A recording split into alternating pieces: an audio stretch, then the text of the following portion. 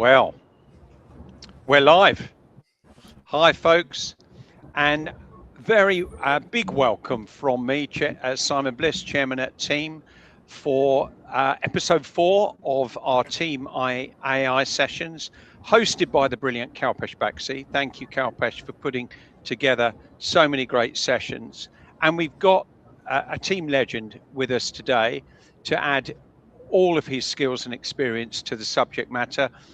Jeremy Snell, lovely to have you back. Great Wonderful to see you. Here. Wonderful. Thank you. Thank you very much. And a great subject matter today, when ChatGPT adds value and when it doesn't. So I'm going to leave you two brilliant experts on this subject to get on with that. But thank you very much for putting all of these together, Kalpesh. Thank you for getting Jeremy to do this session. We have lots of people interested in joining us today to find out more. Let's help educate. And anyone who wants to fire some questions into the to Jeremy and Kalpesh, start on those comments. Let us know you're there, and let us know your current challenges and concerns with regard to AI, because these two will be able to help with 99% of those questions, I'm sure. Over you go, guys, and thank you very much for joining again. All the best. Thank you, Simon. Thank you very much, Simon. Jeremy, you and I have been talking about AI and how it works with the real world and not real world.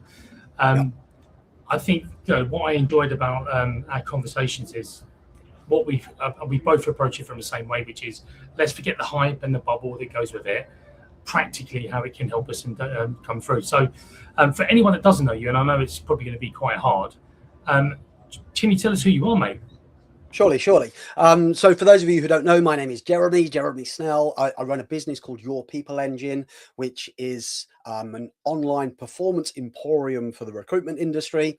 I've spent the last 17 years working with specialist recruiters across a variety of markets in different sectors and geographical territories, helping them to become more productive and to improve their performance. Fantastic. And for anyone that doesn't know me, I'm Kalpesh Baxi. Been involved in Team now for 4 years. I'm a recruiter at heart. Keep trying to leave this industry and keep getting sucked back in. I've developed my passion around AI over the last couple of years. The AI Impact Series is for recruiters predominantly, but actually anyone in any sector, because the principles remain wherever you go. So session 1 was about how do you start learning to prompt like a pro. Session 2 was actually when do you decide when to use AI, when do you automate, when do you do hybrid. Session 3 was how do you do time management in an AI era. And today's session 4. So Jeremy, over to you really. Jahisha, have you got the slides good for us to go? And for anyone wondering, by magic. And there was no AI involved in that either. So over to you, Jeremy. Well, look, I'm very much in the camp that I believe that recruitment is a human-led industry that could be super enhanced and super supported by AI, not replaced. And I work with recruitment agency owners and consultants, helping them to be able to augment AI in a way that it helps to position themselves with their audience so that they are seen as being a subject matter expert in the areas that they focus, not to replace the human connection that exists between a consultant and a client, or a consultant and a candidate, and certainly a candidate and the client that they end up meeting with. And I've messed around a lot with AI, an unhealthy amount of time spent interrogating and playing and prompting and deleting and going again to really work out how do we get the most out of this without impacting on the quality of relationships that we're building with our audience in the negative, i.e., how do we use this to improve the quality of relationships that we can have with people in the future? And there are two things that I've used AI a lot for. One is the development of AI assistants to help to be able to do some of the heavy lifting that is associated with the job of recruitment, whether that's lead generation or it's creation of high quality marketing collateral to support a job that you're working on. And the other is using AI to build assets. Assets are such an important thing in today's digital age for recruitment agencies to have. Assets may also be described in other areas as being lead magnets, right? But a good quality asset, money follows assets. And if you can create assets that attracts the attention of the people who have the problems that you fix, it starts to generate leads for you. So a good asset helps the buyer, to understand their own problem better. And as they start to understand their own problem better, i.e. they know what root cause is, it generates trust. And when it generates trust, it generates inquiries. And when we can create collateral that is high quality using AI, that helps us to be able to show clients we get the problem and inspire them to trust us, it increases inquiries, it increases sales conversations, it increases the opportunity for us to deploy the human skills that revolve around building relationships. Are you good with how I'm describing that, Kalpesh? Sorry, I paused for breath, right? I get it.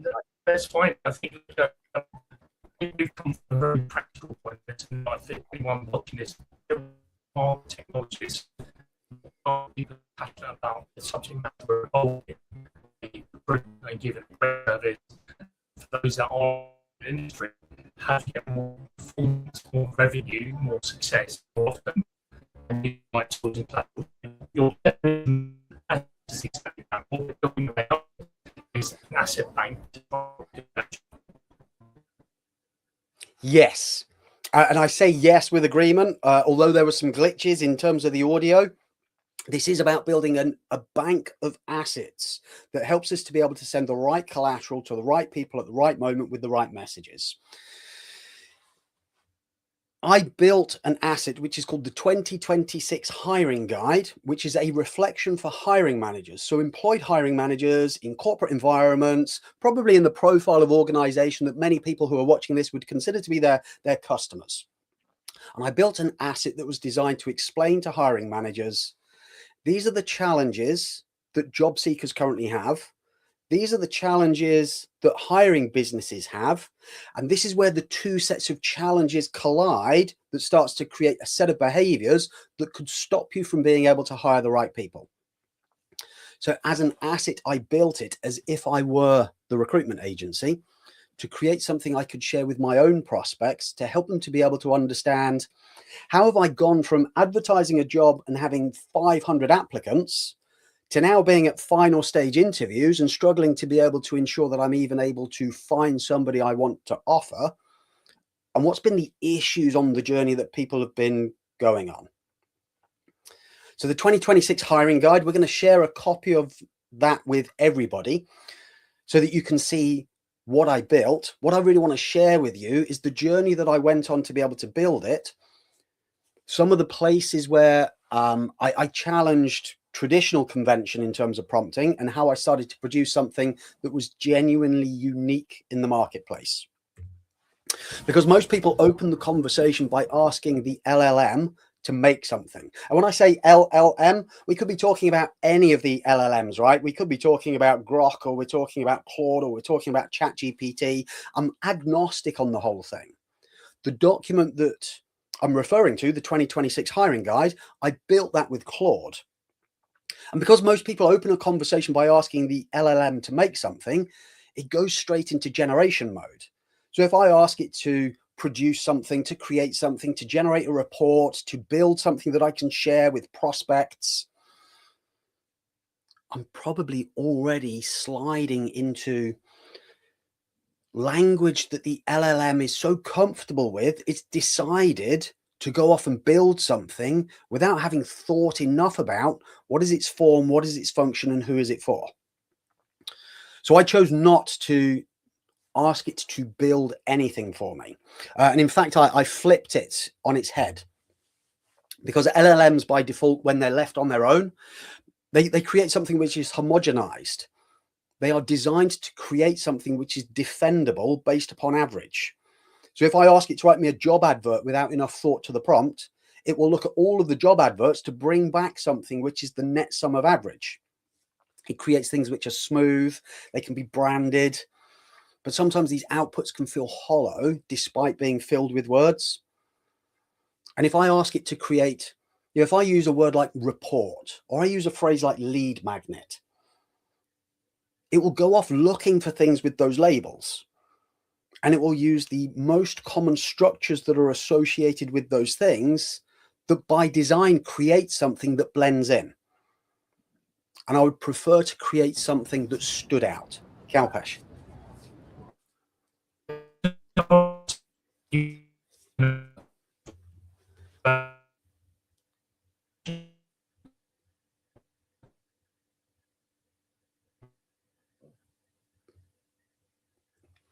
I think we're having some tech. If you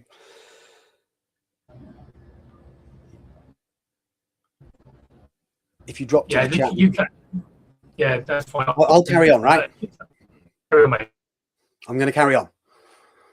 So what I'm saying here, people, is if you are too quick to say, hey, go make me this thing, it doesn't matter what this thing is. Hey, go get me a really good recipe for a lasagna. Hey, write me a really nice job advert. Hey, create for me a lead magnet that I can share with clients about the challenges they face when they're hiring. The LLM's default means it will go out to find things from authorities that it would consider to be authoritative, and will bring back the net sum of average from all of the sites that it has deemed as being authoritative, which is fine for some things. But if we want to create a lead magnet, we want to create an asset which is going to stand out, we need to start to think about what is the end product that we're seeking to build before we go through the process of asking the LLM to assist with us. So the prompt that I shared, the very first prompt that I shared, I asked the LLM to listen. And when I asked it to listen, I wanted it to pay attention to things that it could hear. And what I asked it to go and listen for, I want it to go and listen to the wounds that people are carrying from previous job searches that could be having an impact on their current experiences, and how that could have an impact on the decisions that they make as they progress. So I asked it to become a listening device, not a building device, not a creating device. And one word in the prompt that changed the whole project was the word that I chose very deliberately to use, which was the word wounds, not pain points, not frustrations. Claude in this instance, therefore, stopped scanning for event lists. So when Claude has been trained, way before you ever touched it, it has these things called event lists. And as it looks at event lists and classic corporate kind of speak to talk about pain points and challenges, it now has a set of event lists that it can now translate. What does this person mean when they talk about pain points? What does this person mean when they talk about challenges? When I used the word wounds, Claude started to scan for psychological residue. It started to look for the evidence of the human experience of looking for a job. It didn't go to McKinsey to go and look at what are the pain points that corporate organizations are currently experiencing in 2026 when they're hiring people. It went to go and find the human beings who may at some point have been part of a survey process, but right now they're talking somewhere online. And because they're talking somewhere online, they are together as a collective, sharing their experiences with each other. So I asked it to go to the forums and the chats on Reddit. And when I asked it to go to the streams on Reddit and to the Substacks, to find the real insights as to what it's like to be a human looking for a job, where the humans are talking and they think nobody's watching, not the optimized content that's been shared with a commercial intent. And because I've asked it to go and do some listening to real people to talk into each other, I'd much rather hear what is Doris saying in that Reddit about the interview that she went for and didn't get any feedback. I'd much rather know that than hear what KPMG is saying about the current behavioral stack that they feel is associated with people applying for jobs. Kalpesh, it looks like you're super back. I'm back. Good. Apologies for that, everyone. I'm going to blame the weather and the Wi-Fi, or actually I meant something called the beach party in London. I'm not sure which one it is. The one thing I was going to ask you, sorry, Jeremy, you probably covered it in the bit I was off, is we talk about tools and assets at the start. Yeah. It doesn't matter which, and I think one of the questions that will come up, if it hasn't already, is does it matter which model you use? And you're passionate about one, I'm passionate about another. Do you have a particular viewpoint on it? I use both ChatGPT and Claude. and I'll quite often take an output from the GPT to then give it to Claude. So I'll quite frequently do my research in ChatGPT to then take the research to then give it to Claude to start to build an interpretation-based document. Even if I choose to stand still inside one LLM, so for example, in Claude, the asset that I've built, the 2026 hiring guide, it was 4 conversations in the end. I did one chat that revolved around go find what is going on in the candidate universe. I started another chat to say, now go tell me what's going on in the client universe.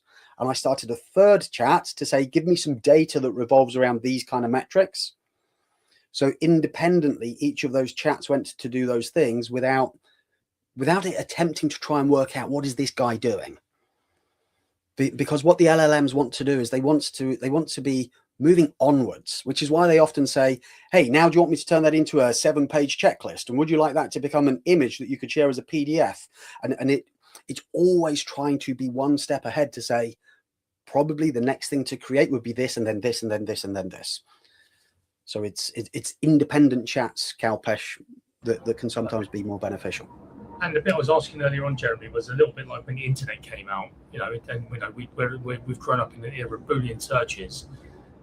The logic of using models is exactly the same. Yes, you have to train it. Yes, you have to prompt it properly. But if you don't ask it the right things, you're always going to get the wrong things up. Correct. Absolutely. And the power. Like there was a point in my life, Kalpesh, where I thought, as a trainer, my business is doomed because of AI. What I very quickly realized is most people don't have the thinking that revolves around what good L&D looks like to ask the right questions. So because they don't formulate the right questions, because they don't have a vision as to what they want to build, they end up building something that is wordy, and it may look impressive initially, but it doesn't pass the acid test of, does it work?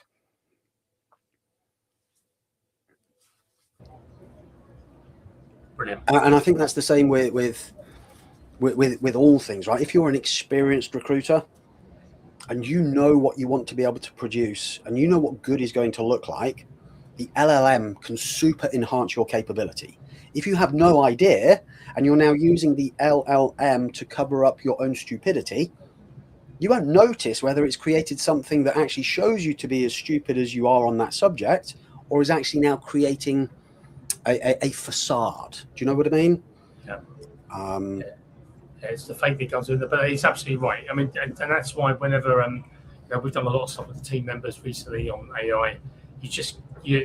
Little knowledge is dangerous knowledge. So the key vision of why we put these series together with experts like yourself is to try and give everyone the confidence. Actually, it's okay not knowing the answers, but not going to find out the answers is not okay. Yeah, exactly. So the vision that I had for this asset, people, was I knew that there was experiences that were being created for candidates that was having a negative impact on the candidate experience. I could see it happening in terms of comments and conversations on LinkedIn. I could see it in my peripheral vision based upon things that were going on within my own client base, increases in candidates choosing to say, yes, I'll be there and not turn up. And I could have simply just found some data to say, oh, look, 41% of people are quite comfortable with the idea of saying, yes, I'll be there for an interview and then not showing up. But sharing that as a bit of data has got no value. Like, why do they think that? And if there is a reason that they think that and we can change their thinking, we change their behavior. And that's the power of being a good recruiter. You understand how the job seeker thinks so that you can predict more accurately how they'll behave in the future. Spot on. I don't think I can add any more to that. Thank you. It's been a lifetime of getting there though, Kalpesh, right? And because we're looking, or I'm using this report to understand. Hit me with that again. I was going to say, I said you're absolutely right, but also, the one thing we talk about is growth or learner mindset. That's what AI requires you to have. Yes, totally. If you just go at it dumb and ask it dumb things, it will produce dumb outputs, and that's not anything other than either haste or a lack of understanding that creates poor quality prompts. I just need to come back for everyone here that you see this thing that's in white on the slide. This was the fragment of the prompt that I gave it. Go to the forums and the chats on Reddit streams, go to Substack. You know, I'm asking it to go to humans. You know what it came back to me and said? It said, I'm not hardwired to do that because it isn't as trustworthy as going to well-known syndicated published information. Finding out that Mavis feels really let down by the fact that for the third time this month, she hasn't had any feedback on a job. If I share that and it turns out to not be a pattern, then I look foolish. But if I share something from Bain & Co. and it says Bain & Co. said, you know, the LLM is associating with something that it feels it could stand by. And there's nothing wrong with Bain & Co. There's nothing wrong with McKinsey. There's nothing wrong with KPMG. But often what they're sharing is the behavior, not the thinking that drove the behavior. Your value proposition in this instance is showing people this is how the world is thinking right now when they press apply on a job. Because Claude has read every single lead magnet that has ever been written on whatever subject. He's read everything that is about hiring. So the default that it will tend towards will be, hey, I'll create a report for you. Let's call it the 5 mistakes to avoid when hiring, or the 7-step framework to ensure that you hire properly, or why most companies get this thing wrong, or the truth. It loves the word the truth, right? This is the truth about hiring in 2026. And you look at those titles and you go, that could be all right. Yeah, you know, I could probably see 5 mistakes to avoid and then turn that into 5 LinkedIn updates and start to see something that could be useful. However, what it produces feels a little thin because it's taking bits from different things that aren't necessarily consistent and congruent with each other.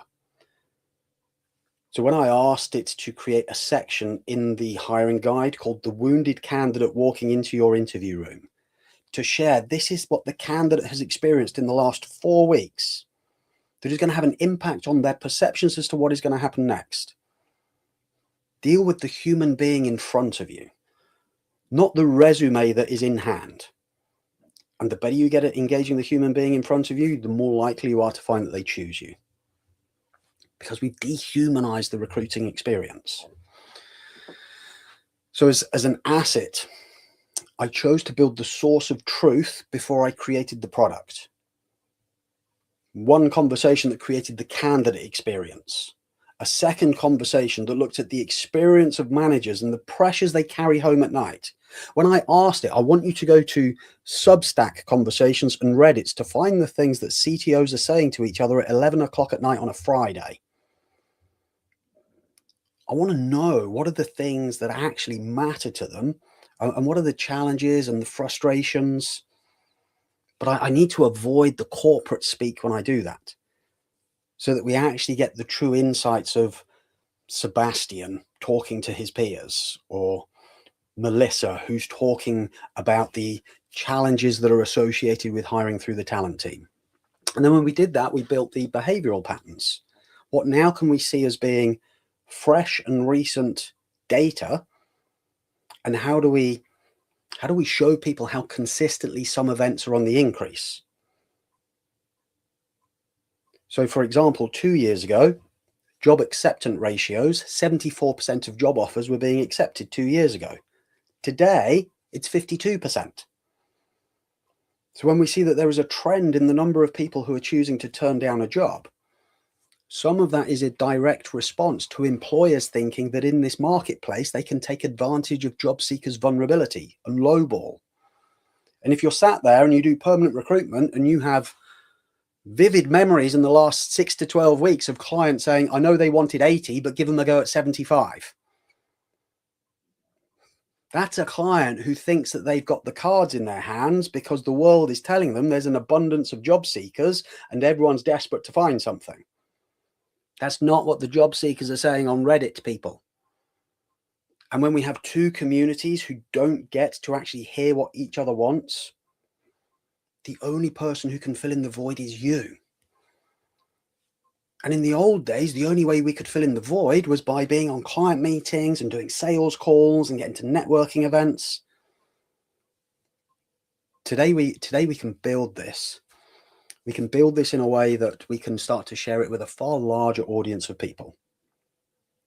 The timings, yes, I did Elkie. So I think one of the other things that comes out quite often is the word trust. When we talk about ChatGPT, I know you've spent a lot of time training your models and getting the GPTs, and whether you GPT or the Claude prompts and the Claude agents working. How have you got to the point where you now trust what the frontier models or the LLMs are coming back with? Because I ask it for direct citation and quote and links so that I can go and validate it firsthand. So when it came back to say, hey, there's 7 people who all have been on the same Reddit thread with this experience, show me the thread. And then it comes back with the thread for the Reddit so that I can actually validate this isn't a hallucination. It's being presented to me as being verifiable and validated. The same with the data. The back page of the asset that I built, the lead magnet, what nobody told you about hiring this year, it's all of the citations. So every single thing that is quoted as being fact, there is then a link that somebody can click on to be able to go and see the same data. Because I'm a big fan of like data integrity, right? If you're going to claim something, you need to be able to stand up and prove it. The LLM doesn't always join in with that thinking process. Yeah, no, I thought I wanted to touch on that because that comes up, the word trust comes up quite often at the moment with one of the reasons why people don't use AI properly. It's not they can't use it, it's because they don't trust what comes out of it. Yes, and we, you know, we can make it really untrustworthy. Like we'll all have seen those people who do that prompt to say, hey, my car needs a wash and the car wash is only 2 minutes away. Should I drive or walk? Right. And like trying to like goad the LLM into making a mistake and then go, oh, look at this. Well, you probably own 80% of the stupidity in what you're now showing because you wanted that to be the outcome. Perplexity, you know, fine. You know, I'm so agnostic, Elkie, in terms of which one I pick. In terms of the types of training that they've had, they're all trained on the same source data, which is what is out there. Most of it is where it chooses to look first and how it prioritizes. A really useful exercise, Elkie, would be if you took exactly the same prompt. And so if the prompt was, when I ask you to go and find something and I'm seeking validated information, talk me through your workflow in terms of how you interpret my prompt, what that then makes you structure in terms of review, and how do you decide what you do and you don't show me? And then ask that to Perplexity and to Claude and to ChatGPT. Because there's a definite workflow that it follows and it knows the model that it follows. If I, for those of us that are a little bit more analog on this call to some degree, I did something recently with a client and taking Jeremy's thing. So first of all, I do the same thing as Jeremy. If I do something, I always send it to another model to verify and double check it. If I create a prompt, I always start off with the question of, tell me why this isn't very good, rather than tell me why I'm amazing. Yeah. But taking Elkie's point of view, I put something, and the example I used for this individual was I said, let's go and put something into Google. Now let's go and put it into Bing. And I know we're talking pre-AI language here a little bit of how we search.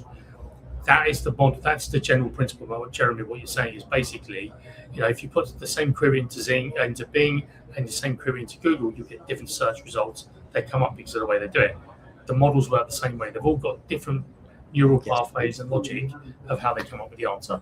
So there's no right. Today, Claude is the favorite, right? And it is today. Whereas a year ago, we were talking about ChatGPT. Next year, we'll be talking about stool.com or whatever the new model is going to be that no one's even thought of today.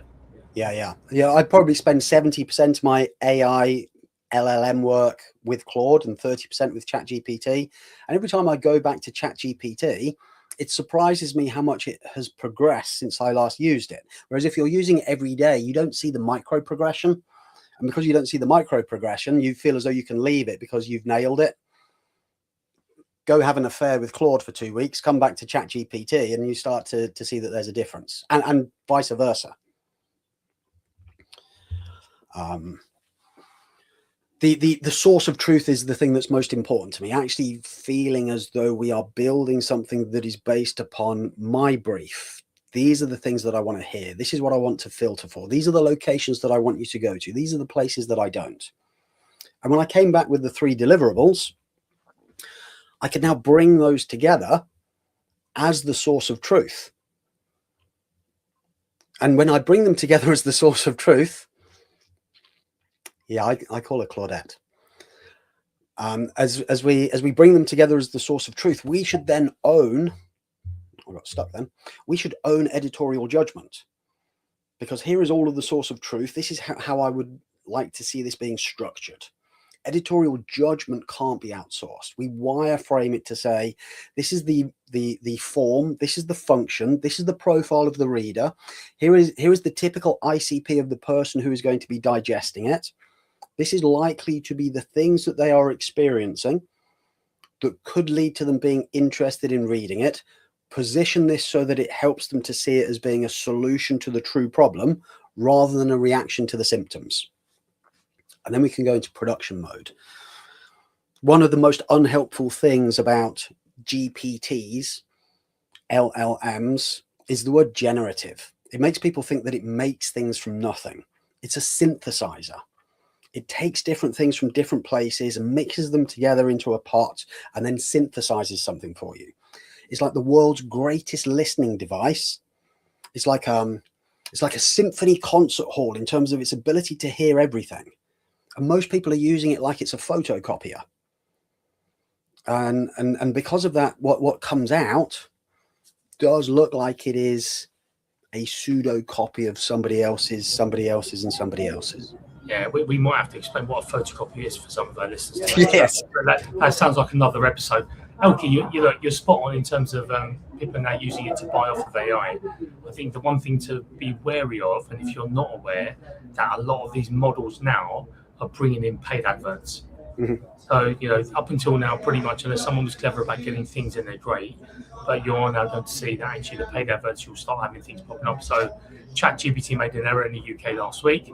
They turned the feature on. It's already on in America. But be prepared. You're going to have to start being a bit clever about what is first and second, because that could be a paid post. Yeah. And Elke, if you want to improve your search generative experience, your SGE, as opposed to your SEO, act as if you were a client doing some research to find you but didn't know you existed. See what starts to come up in the thread, like the conversation, as to brands that you may recognize as being competitors. Then take their URL and take your URL and use Claude to do a comparison of the two to find out what they're doing to outperform you in the AI searches. And it will give you a really nice walkthrough as to what you could do to start to take some real estate in that place. So having created these 3 pieces of research, I gave them to the LLM. I said, this is the only source of truth. We're going to produce something that is called this, that will have these headers and this structure that is designed for this ICP to help to be able to fix this problem. And I want 2 outputs.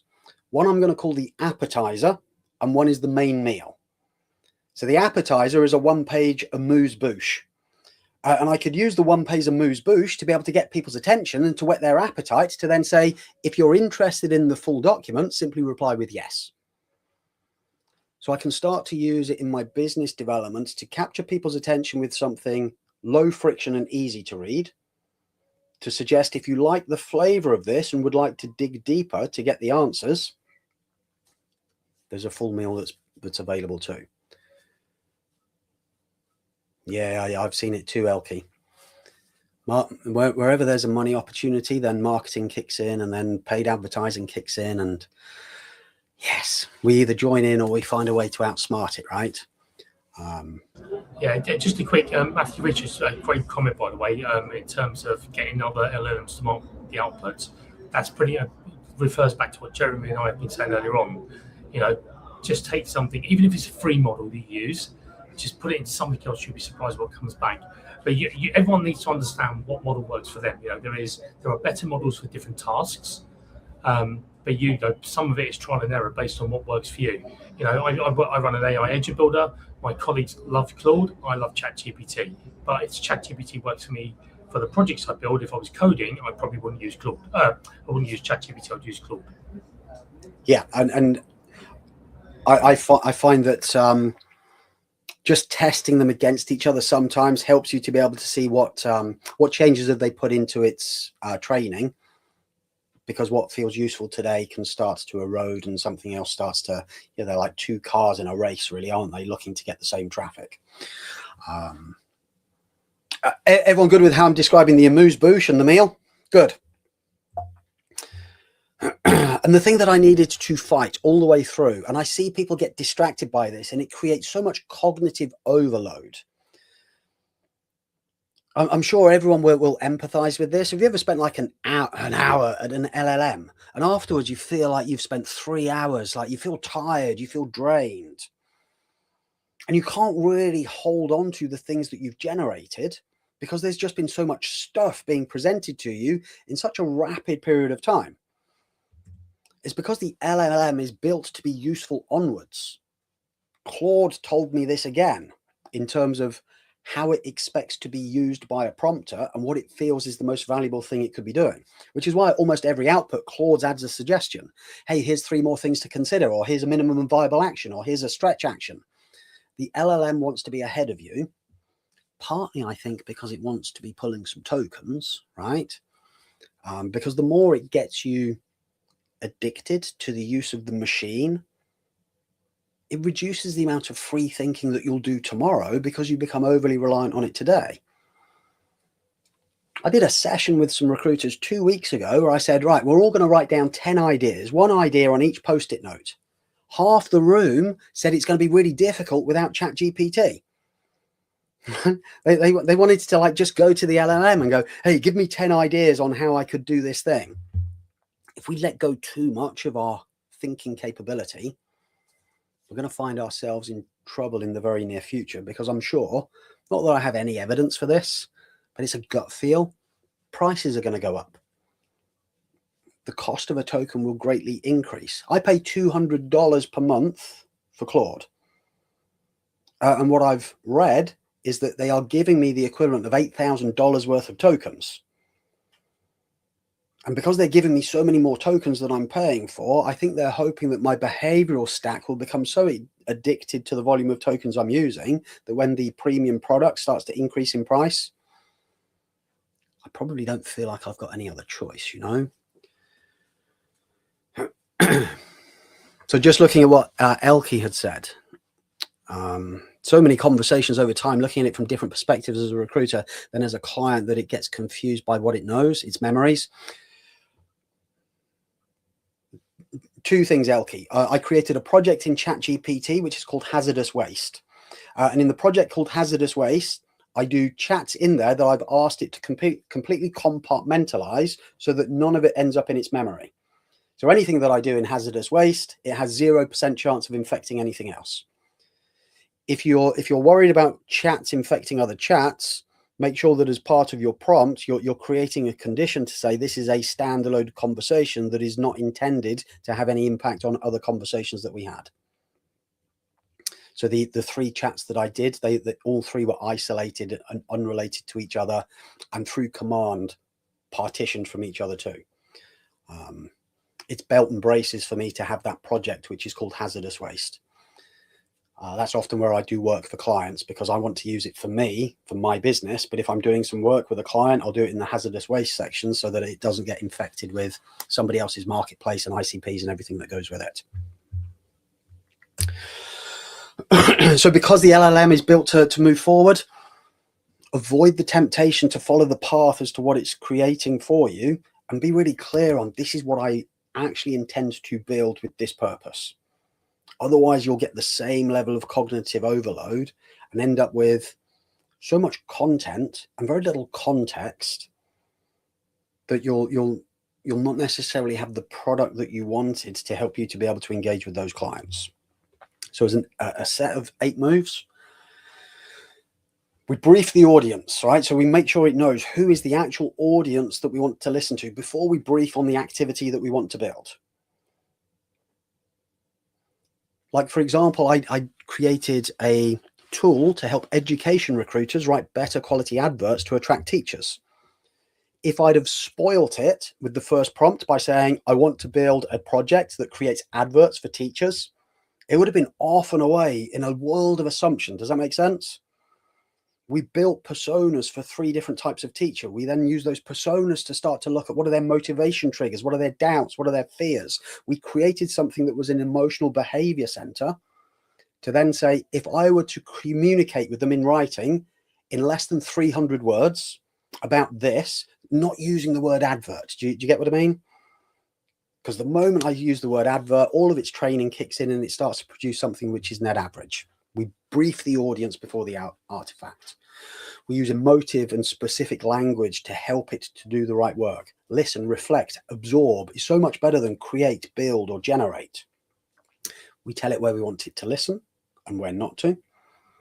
And having built out the research, we can then architect the document at step 5. And if we think in funnels, the amuse-bouche, the full meal, we can now create a cadence plan that helps us to be able to engage with people, whether it's through landing pages, direct messaging, video, or even in the post. And as we enforce our own voice rules and we have a tone of voice that represents us, it'll create something in your language that your audience will digest properly as if you had written it. And then we can field test the first draft. Kalpesh. I think that's bang on. If no one takes away anything from today apart from give it a go, be clear, make sure you try it and fail and try it and fail and try again. And I think the key point there is number 8. Right, for me, it's like number 1, you got to start.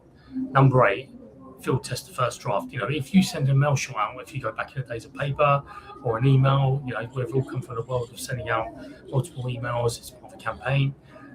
You've got to make sure you do this right. If not, it will fail. So, you know, the worst thing you could ever do with AI is not do anything. You have to try it. You have to fail. You have to try it. You have to fail, and you try again. And some you'll succeed eventually.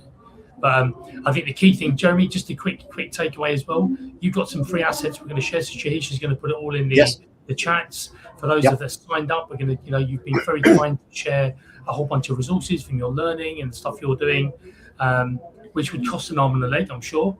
They were coming to buy for you, so it's a free asset, free draw. I suppose if there was one thing you said to everyone, what would it be to take away from today for you? Like taking the AI out, right? I know we're here to talk about when AI is and isn't. Just get super dialed in on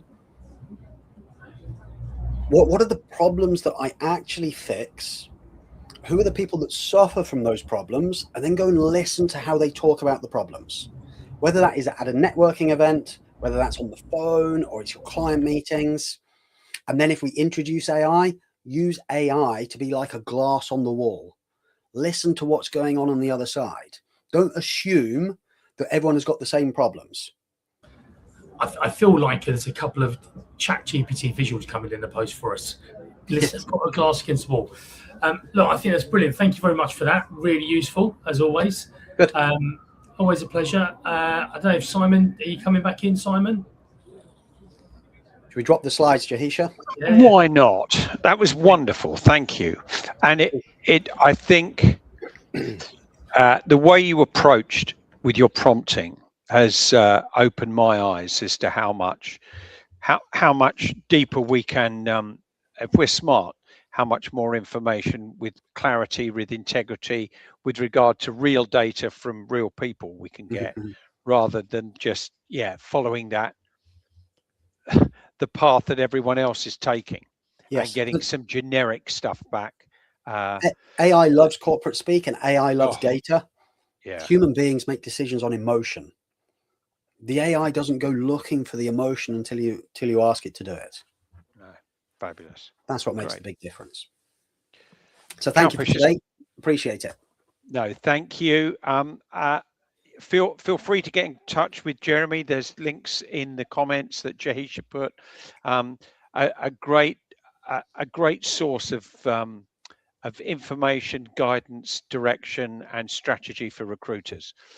Jeremy, great to see you again. Look forward to working together soon.